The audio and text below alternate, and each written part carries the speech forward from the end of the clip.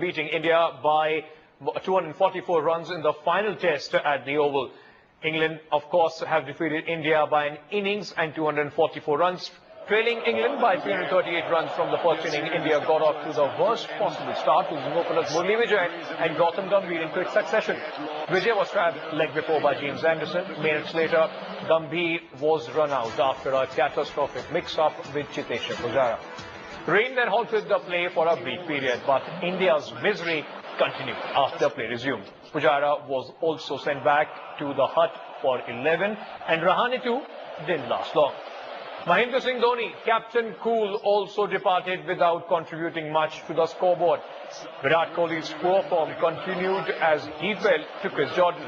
The English pacer was at it again, removing R. Ashwin and Bhuvneshwar Kumar in quick succession.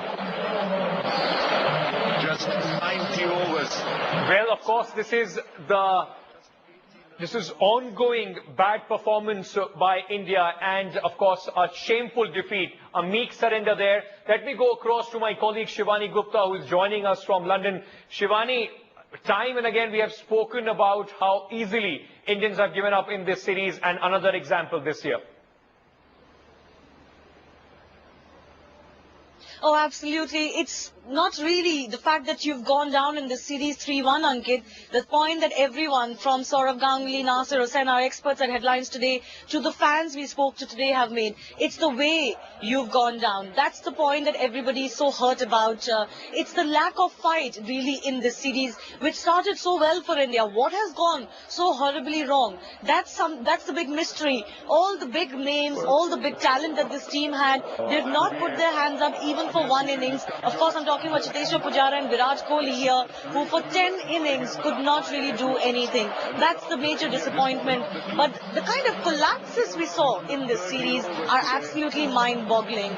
Not being able to score 200 for 4 innings, and then in the 5th one, you actually didn't even manage to score 100 runs. You're trying to fight to save the test match. You're trying to save pride and honor. But it was absolute capitulation of the kind that we've never really seen before. I have former India captain Saurav Ganguly and our consulting editor Boria Majumdar with me. Saurav, something's gone horribly wrong. Something's gone wrong because you cannot see a decline of this kind in 4 years. If 2011 was bad, this is actually worse. How do you go from there to here? I hope those 15 in the dressing room were half as excited as you were, half as angry as you were, because then it would make a massive difference in Indian cricket. Yeah, it's been ridiculous. You know, as I said when we were straight away on after the game, I'm just at loss of words. You keep getting hammered, 150, 140, 160, and you finished with 94. It couldn't get worse than this, and they need a hard look at themselves. The selectors need a hard look at the players, hard look at the captain, hard look at the coach, and you have to. Somebody has to be answerable. Accountability. Absolutely. I could have understood you won in New Zealand, you won 1-0, you won the one-day series, you've come and got battered here. Fine, I understand that you win some, you lose some. But you keep losing, you haven't won a game, That fabulous win at Lord's, everyone will say it's an accident. Yeah, it's a fluke. It's just happened. It was one of those days when England, or one of those test matches when England were not at their best, and you won it. And then after that, 4-0 one-day series in New Zealand. Now the one-day series starting here. It's not going to be easy. And the way they have played, the way they have gone about their job is inexplicable. No effort, no heart, no fight. And yes, I can understand Pujara, Kohli had a poor series. Yes, they've won games for you. They can have a poor series. But what about the rest? There are other 6-7 batsmen in the team who every series will not have all your players scoring runs and making hundreds. There will be 2 or 3 who will not be getting runs. Pujara got 100 for you in South Africa. Kohli got 100 for you in South Africa. But what about the rest? What about the openers? Means 30 innings without a 50-run. More than that, 34th now. 34th now. It's understandable. You have to have new people.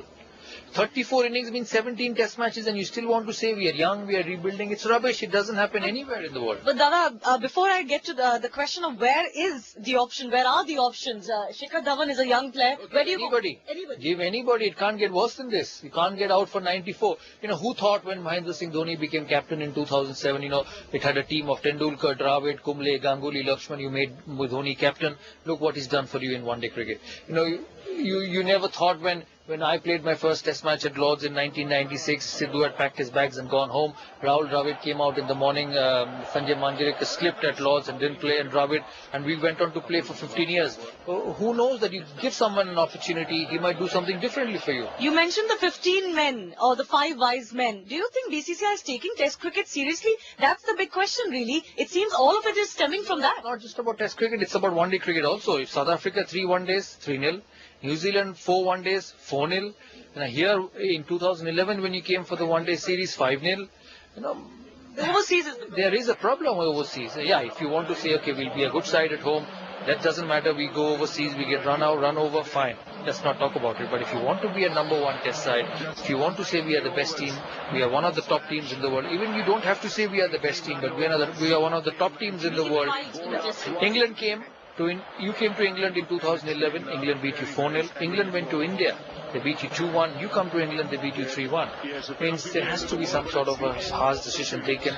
And the outlook has to change. The outlook has to change about the selectors. You can have players scoring runs in tough conditions. You will want to have players scoring runs in tough conditions because they will invariably score runs on conditions in India which are easier to bat. But it can never be the other way around.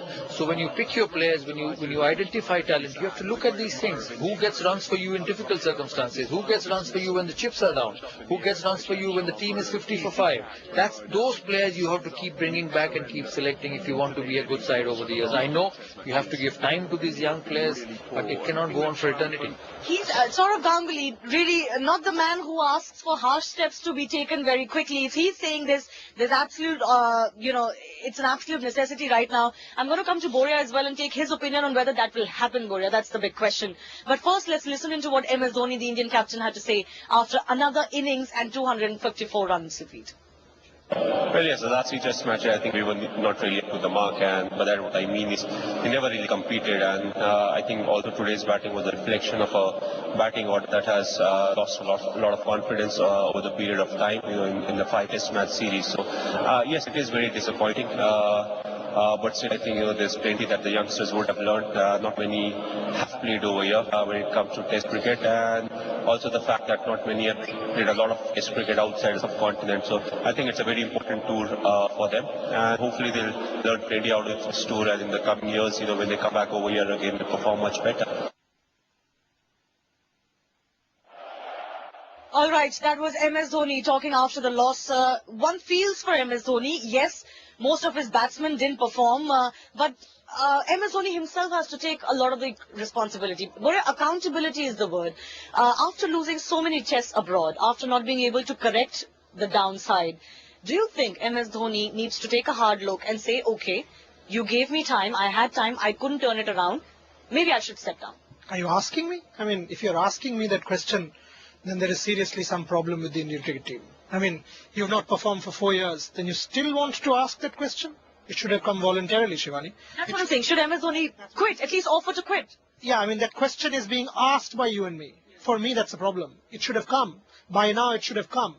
Even if the BCCI doesn't accept it, he should say it's not working. For him, ultimately, the important thing is it's India, right? One feels MS Dhoni use these words. When he sort of wins the match at the Wankhede, he takes the accolades. All of us say he's the best ever. Now, he needs to take the flak. He needs to take the responsibility. He's the boss. He's the skipper.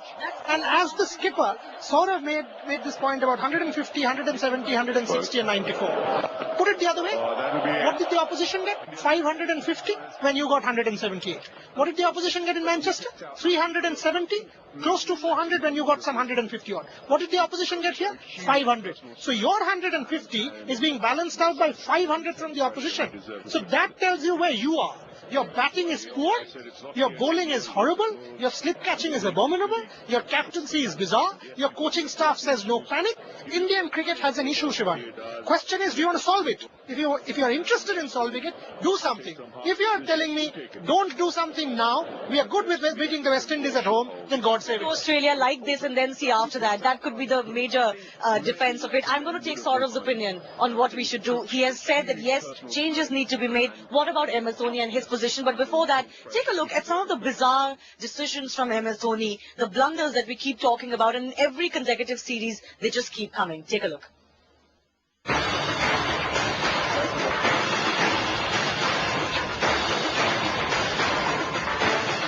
was once the fearless captain of the Indian cricket team, but is steadily being criticized now for being too defensive against England. His tactics questioned, his selection lambasted, his conviction and instincts that once worked are now making the opposition play effortlessly and baffling the experts. So I think they're getting confused by Jadeja a little bit. So personally, I would play your best 6 batsmen, whoever they are, Dhoni at 7, and your best 4 bowlers. I think It's not the first time his selection has been questioned. The inclusion of Vinay Kumar at Perth in 2011 and the drafting of an unfit RP Singh at the Oval in 2011 and more recently the inclusion of Stuart Binney at Trent Bridge, all adding to his list of blunders overseas. In fact, in the 27 matches played overseas, MS Dhoni has managed to win only 6, losing 13, while 8 matches have been a draw. At times, it is just inexplicable as to what the skipper is thinking. Why would he not stand up to Jadeja while wicket-keeping on a 5th-day pitch? I was a bit baffled by some of his decisions, especially standing back to Jadeja at Lord's. I just couldn't believe it. I said, am I seeing things here? I had to rub my eyes in disbelief. The blunders are not confined to him or his batsmen. At Lord's, he changed Bhuvneshwar Kumar's end for no apparent reason, after he had picked up 3 wickets from the nursery end. After the 2011 disaster, India has lost its way yet again in England. The question arises, till when does one persist with MS Dhoni? Or has he now become too powerful to control his own destiny? With Shivani Gupta and Boria Majumdar in London, Sports Bureau, Headlines Today. It's come to an end. All right, so you've taken a look at the blunders the captain has made. Yes, he is a bizarre captain. It works in the shorter format. It doesn't work in Test cricket. I think we can say that safely now. Saurav, I know this is a difficult question. We need consistency at the helm. The leader needs to be consistent. And I know there's a World Cup coming, but in Test cricket, I know there's an Australian tour coming. In Test cricket, Saurav, if you don't give a message out that there is accountability, if you lose consecutive series like this, then there is no other time. Do you want him to at least offer to quit? I will just add 10 seconds and you answer. You only said about 2 minutes back, then you give it to anyone. It cannot be worse than this. Keep that in mind and say this. No, I don't think you don't want a young captain to go to Australia with a young team. Dhoni has to go until the World Cup as captain, and then hopefully we will find a solution to it. Australia will be another tough series, and I agree it can't get worse than this, but he'll have to find a way to solve it. You know, I don't want to see 2 captains just before the World Cup. That's my only thing. Let him stay captain for the for the World Cup. What for Test cricket? Maybe sometimes the question is why not? Why should you not do it? If it was, say, you're playing a series now in India for a while, you don't have to go to Australia. As I said, I don't want to expose a young captain to Australia. It's going to be hard. You know, you need experience. You need people who've done that before. And Dhoni's got to pull up his socks. You know, he knows that things can change very quickly in Indian cricket. It cannot be hunky and dory. But as I said, at the present moment, I wouldn't want him to go. All right, Saurav Ganguly saying not right now, but Dhoni perhaps on his the end of the rope. It has been that actually for a while, but the end just never seems to come despite the results not coming. We're going to slip into a very short break. On the other side, we'll also talk about the dressing room, the support staff. How much is their accountability in all of this? Has Duncan Fletcher really given anything to Indian cricket when it comes to Test cricket and overseas? We'll come back to that question.